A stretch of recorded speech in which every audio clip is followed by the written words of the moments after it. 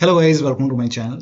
Today in this video I'm going to show you how to fix this Microsoft Visual C++ runtime library error on your Windows computer. So if you're receiving this error, then you can open this link in a browser. The link is provided in the video description. Open this link in a browser. It will take you to Microsoft website. On this website you can scroll down. Here you can see x86 and x64 file. You have to download both the files. So click on x86 and then you can run this exe file. If you see the repair option, click on repair. If you see the install option over here, hit install. Click on yes to allow. Download this x64 file as well. And then you run this x64 file. If you see the repair option, click on repair. If you see the install button, hit install. In my case, it is already installed, so it's telling me to restart my computer, so please ignore it.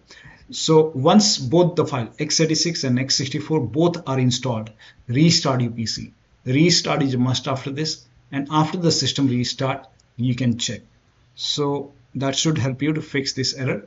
Still not working, you can type in control panel in Windows search box, click on control panel and click on uninstall a program, and over here you can scroll down, find Microsoft Visual C++ file. So here you can see Microsoft Visual C++ file, and here you can see 2015 to 22 Microsoft Visual C++ file.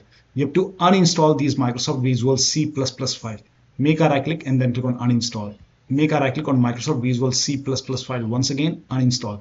Uninstall only Microsoft Visual C++ file. Once you uninstall these, restart your computer. And after the system restart, you can go to the same website. And once you go to the same website, here you can again you have to install this x86 and x64 version. You install both the files and then check, restart your computer. If you want to install the older version like 2015, 13, 12, 10, 2008, 5, you can even install these if you want, and then you can check. So that should help you to fix this error. So that'll be all. Thank you so much for your time, and please like this video and subscribe to my channel.